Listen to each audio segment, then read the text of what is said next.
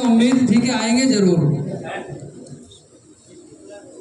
तो और बहुत ही सुंदर बातों से सदगुरु कबीर साहब के विषय में कि संसार में सदगुरु कबीर का व्यक्तित्व निराला है। अलमस्त, फक्कड़, अनासक्त, अकिंचन, ऐसा जीवन जिनके पास भौतिक सुख सुविधाएं कुछ भी ना हो करके इस संसार के वो बेताज बादशाह थे। कबीर साहब की झोपड़ी किसको नहीं मालूम, कबीरा तेरी झोपड़ी। कबीर साहब की झोपड़ी ही प्रसिद्ध है। आप जीवन में कभी एक बार काशी कबीर चौरा मठ जाइएगा तो वहाँ आपको आज भी कबीर साहब की झोपड़ी देखने को मिलेगी। काशी कबीर चौरा मठ में सदगुरु श्री कबीर साहब की झोपड़ी आज भी प्रसिद्ध है, पहले भी प्रसिद्ध थी और रहेगी। और साहब के संदेश बड़े सरल। सांच बराबर तप नहीं, झूठ बराबर पाप, जाके हृदय सांच है ताके हृदय आप। सत्य की ऐसी अटूट परिभाषा देने वाले महान दार्शनिक, महान त्यागी, महान वैराग्यवान, वीतराग संपन्न सदगुरु कबीर निराले अंदाज में कहते हैं कि सत्य उससे बड़ी कोई तपस्या नहीं होती और झूठ सबसे बड़ा पाप अपराध होता है। तो बात समझने की है। बात जब समझ में आ जाती है तो आदमी का जीवन समझ में आ जाता है। बहुत सुंदर विचारों से आदरणीय श्री रामचंद्र जी ने अपनी बातें रखी। बहुत बहुत शुभकामनाएं उनके सुखी स्वस्थ जीवन के लिए मंगल कामना करते हुए धन्यवाद, साधुवाद। और अब 5 मिनट के लिए मैं निवेदन करता हूँ श्रद्धेय महंत श्री विनोदानंद जी महाराज जो साहिबाबाद से आए हैं, वो भी हम सबको 5 मिनट में लाभान्वित करेंगे, मुझे ऐसी उम्मीद है। बोलिए सदगुरुदेव की। सुनिएगा। आज हम बहुत खुशकिस्मत हैं। आज संत श्री पूज हरि साहब महाराज जी की स्मृति दिवस पर हमें आप यादव जी के साथ आए हैं। यादव जी 6 लाइब्रेरी चला रहे हैं गरीब बच्चों के लिए, निःशुल्क पुस्तकालय, IAS IPS स्तर की किताबें। आज 8 साल से गरीब बच्चों को सेवा दे रहे हैं। कितने बच्चे पढ़ करके IAS IPS बन गए हैं। आप एक बार उनके लिए ताली बजा दीजिए। और दूसरी ताली गुरुदेव महाराज जी जो हमें आज आपने आशीर्वाद दिया है। मुझे एक लाइन बड़ी अच्छी आती है, मिलता है सच्चा सुख केवल गुरुदेव तुम्हारे चरणों में। संत समागम में ही सच्चा ज्ञान मिलता है। बाबा तुलसीदास लिखा है कि संत मिलन सम सुख जग नाही।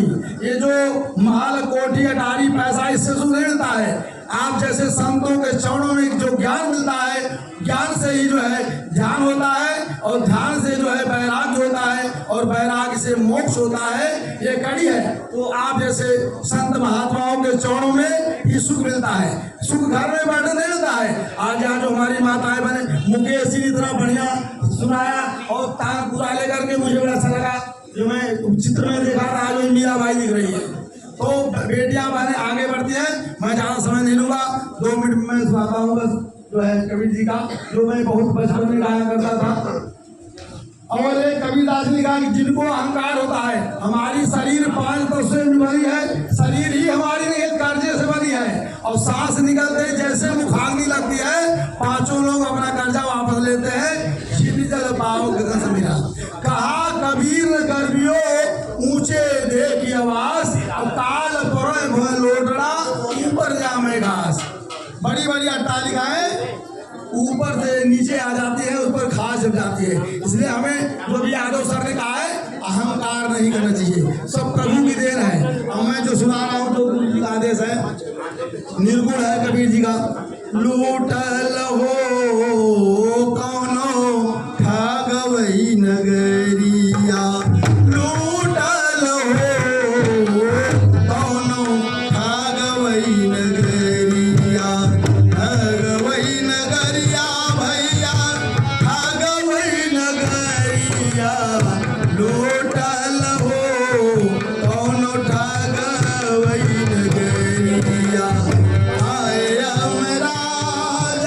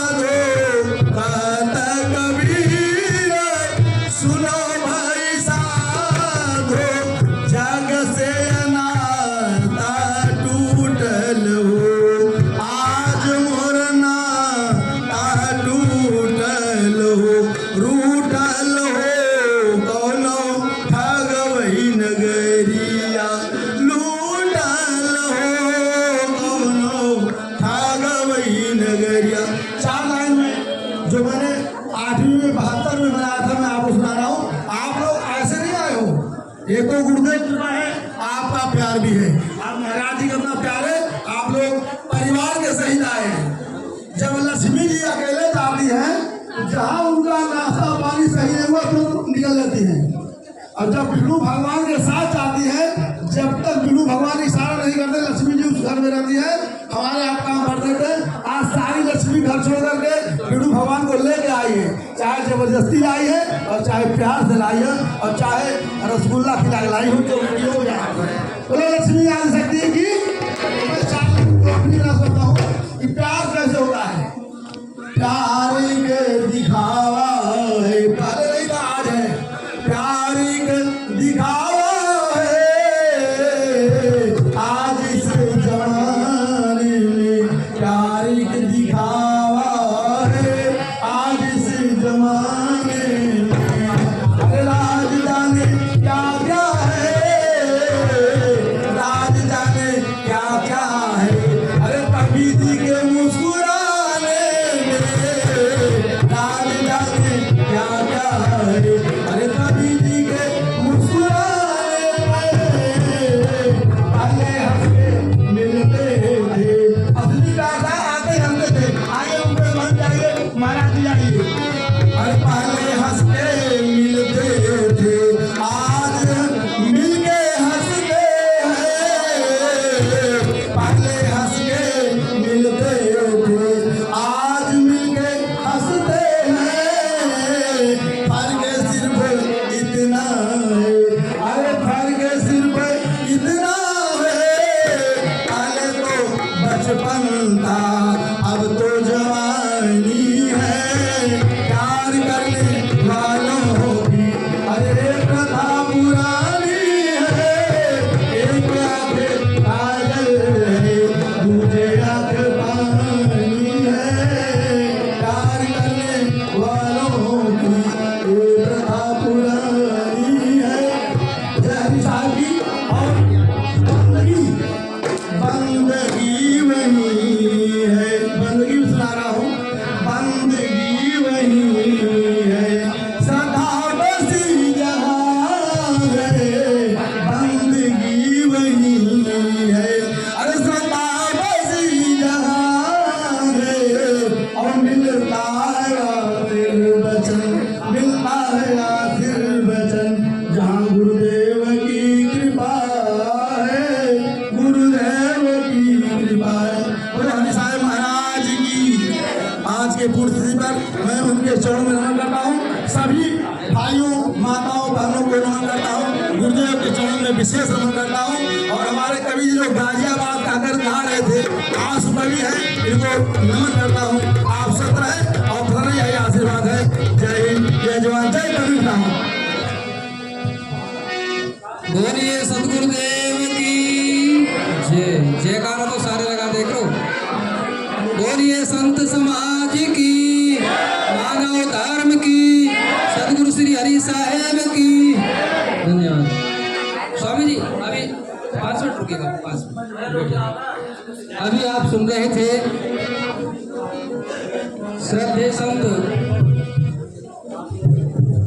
विनोदानंद महाराज जी जो साहिबाबाद से आए हैं हम सबके बीच में, और बहुत ही सुंदर विचारों से अपनी बातें उन्होंने रखी। संतों जैसे साबुन से और जल के संयोग से कपड़ा शुद्ध होता है, इसी तरह से संतों के पास में जो ज्ञान रूपी साबुन है, अनुभव रूपी जो साबुन है उनका, वो आदमी के जो मन के विकार होते हैं, काम क्रोध मद लोभ की जबला घट में खान, क्या मूर्ख क्या पंडिता दोनों एक समान। एक बात को आप विशेष रूप से ध्यान दें, हमारे अपने दुष्कर्म, हमारी अपनी गलत विचारधारा, हमारी अपनी गलत सोच हमें दुख देती है। इसलिए हम गलत सोचना बंद कर दें, किसी के भी विषय में, चाहे माता पिता पति पत्नी भाई बंधु मित्र सखा कोई भी है, किसी के भी विषय में गलत सोचना बंद कर दो। 50% में आपके जीवन की जो कड़वाहट है, आपके जीवन का जो व्यसन है, वो दूर हो जाएगा। तो इसलिए ये ज्ञान रूपी जो साबुन होती है हमारे जीवन को निखारती है। और बाहर के कपड़े को तो आप बार बार धोना पड़ता है, हर रोज धोना पड़ता है, लेकिन अगर व्यक्ति का मन एक बार ज्ञान से धुल जाए तो उसे बार बार धोने की जरूरत नहीं है, स्मरण मात्र है बस। तो संतों की जो वाणी है, इनके स्मरण मात्र से ही व्यक्ति का मन, उसका चित्त, उसका जीवन सुखी होता है, प्रकाशित होता है, प्रसन्नचित होता है। तो स्वामी जी ने बहुत ही सुंदर विचारों से हम सबको लाभान्वित किया, इसके लिए आप सभी को धन्यवाद है। आइए अब आदरणीय भाई सत्येंद्र कुमार जी, ग्राम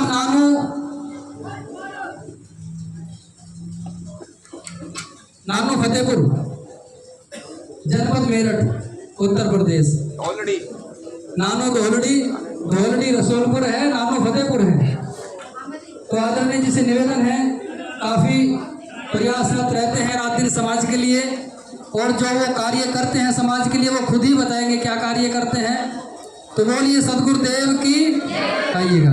इनके बाद में हमारे हरिओम जी हैं, नोएडा से आए हैं। इनके नाम के आगे लगता है पता नहीं ग्लोबल जन है, कुछ ऐसा ही। बहुत अच्छे सज्जन व्यक्ति और कविताएं करते हैं, बहुत सुंदर। तो सत्येंद्र भाई के बाद में उनसे निवेदन है कि अपने विचारों से वो लाभान्वित करेंगे। बोलिए सदगुरुदेव की जय।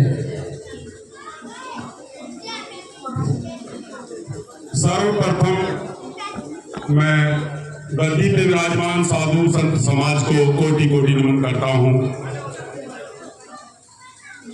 आज उस पावन भूमि को मैं कोटि कोटि नमन करता हूँ जिस पे ऐसे संत ने जन्म लिया, ऐसे संत ने अपने उपदेश दिए, यहाँ रहकर मानव समाज, मानव कल्याण के लिए कार्य किया, जिनकी आज पुण्यतिथि है, उनको मैं मन से कोटि कोटि नमन करता हूँ।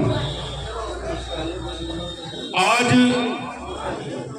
जो साध संगत यहाँ आई है, कबीर साहब के विचारधारा पे चलने वाले लोग हैं, और उनका कल्याण होगा, क्योंकि जो लोग संत पुरुषों की संगत में आए हैं, उनका, उनके परिवार का, उनके बच्चों का, उनके साथ रहने वालों का भी उद्धार होता है।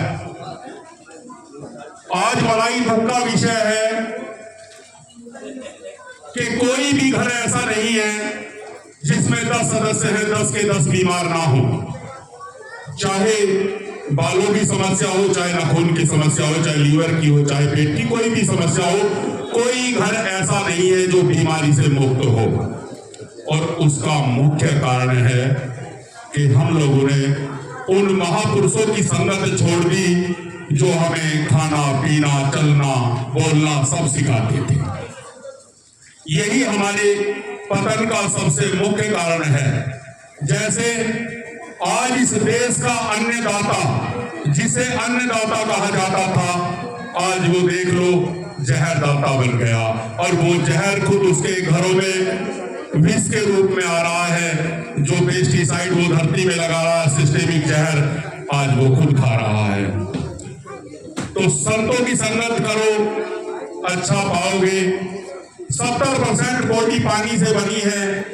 यहाँ बैठे, या मैं तो ये कहूँगा पूरे भारत में कुछ ही % लोग ये जानते होंगे कि वो कितने टीडीज का पानी पीते हैं। 70% शरीर पानी से बना है। और हम लोग तो चलो आरओ का पानी पीने लगे, कुछ लोग ये पौधे आरओ का पानी नहीं पिएंगे। अगर पौधों को आरओ का पानी या शुद्ध पानी नहीं मिला तो ये सब सूख जाएंगे। कहां से वो 14 लीटर ऑक्सीजन पर डे आएगी, जो एक मानव की रिक्वायरमेंट है, एक इंसान की जरूरत है, जो 14 लीटर पर डे ऑक्सीजन लेता है, कहां से आएगी।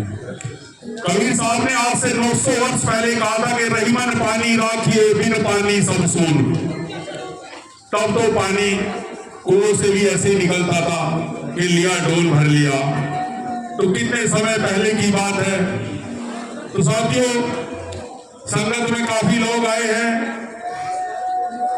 और सबको बोलने का मौका मिले। मेरा तो बस यही कथन है कि साधुओं की संगत करो, अच्छा कार्य करो, जो खेती से जुड़े हैं वो जैविक खेती की ओर जाएं, अपने बच्चों को शुद्ध पानी पिलाएं। साधुओं की संगत हम लोगों के जीवन का सुधार कर सकती है। जय हिंद, जय भारत। अभी आप सुन रहे थे भाई सत्येंद्र जी, जो प्रकृति की शुद्धता, जीवन की शुद्धता, क्योंकि जीवन हमारा जो खान पीन आहार होता है उसमें भी शुद्धि का विशेष हमें ध्यान रखना चाहिए। शरीर में रोगों के कारण होते हैं, जीवन में दुखों के कारण होते हैं, उन कारणों को जब तक हम समझ करके दूर नहीं करेंगे तो जीवन में हमारे देखो परिवर्तन नहीं आता। बहुत ही अच्छी बात बताई कि हम प्रकृति से जुड़े, ना कि तो बहुत अच्छा रहा, बहुत बहुत धन्यवाद है। अब आदरणीय हरिओम जी जो नोएडा से आए हुए हैं वो एक पद की अपनी प्रस्तुति देंगे और इनके बाद में आदरणीय श्रद्धेय राखी रावण की वो तैयार रहे। हरिओम जी के बाद बोलिए सदगुरुदेव की जय।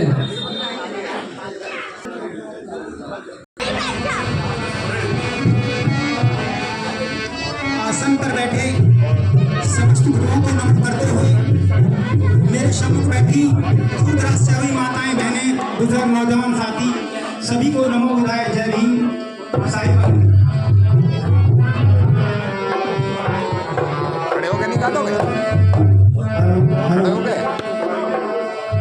तो बात उस समय की कि जब एक बार एक ब्राह्मण प्रखंड महाविद्वान चारों वेदों का ज्ञान प्राप्त करके अपने घर को लौटता है तो पैदल चलते चलते विद्या से व्याकुल हो जाता है। क्या से इतना व्याकुल हो जाता है कि उसको लगता है कि मेरे प्राण निकलने जा रहे हैं। चलते चलते अचानक एक गांव दिखाई देता है और उस गांव के पास में एक कुआं था। उस कुएं पर एक मनिहारी थी। उसने जाकर इशारों में कहा कि मेरे प्राण निकलने को मुझे पानी पिला दीजिए। तो मनिहारन ने भी तुरंत पानी पिला दिया और पानी पीने के बाद कुछ क्षण में वो पंडित जी महाराज बोलते हैं,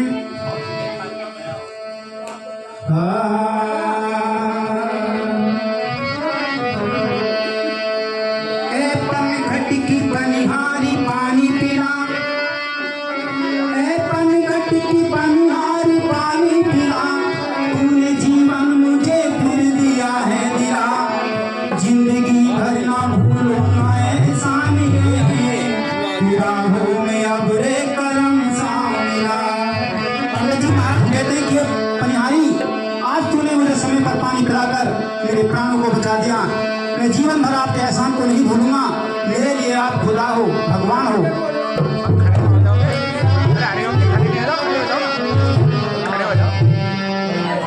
तो बनिहार कहते हैं, ऐ पंडित मुसाफिर तेरा शुक्रिया, मेरे हाथों से तूने जो पानी पिया, हो गई हूँ मैं धन्य ये अल्फाज सुन, हो गई हूँ मैं धन्य ये अल्फाज सुन, आपने जो कि मुझको खुदा कह दिया। पनिहारन कहती कि पंडित जी महाराज, आपने मेरे हाथों से पानी पिया, मैं तो धन्य हो गई, आपने मुझे भगवान की संज्ञा दिए।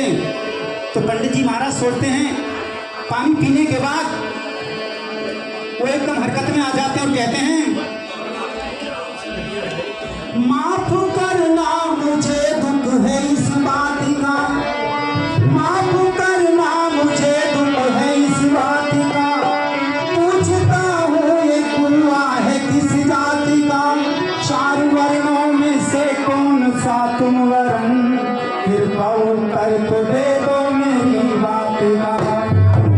तो बनिहारन कहती है, पानी पी कर ये पंडित मेरे हाथ का, पूछता है ये कुआं है किस जाति का, पानी पीने से पहले अगर पूछता मैं बता देती कुआं सुन जाति का।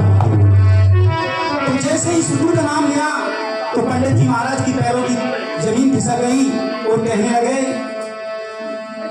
ऐ नीचे निशाचर्य क्या कर दिया, मेरे जीवन में तूने अनर्थ कर दिया, मैं उच्च वर्ग तू है नीच वर्ग, पानी क्या कर धर्म मेरा भ्रष्ट कर दिया।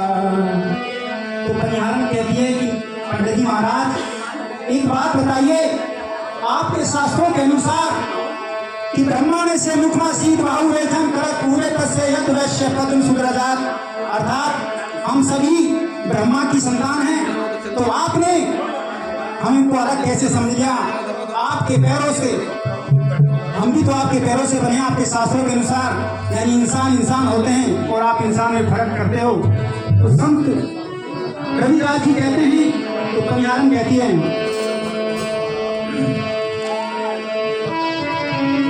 नीच ना कोई परगना और नीच ना कोई गांव, रहदास नीच उसको कहो जो करे नीच का काम।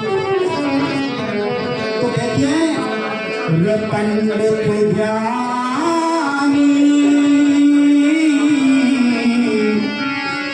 तू कैसे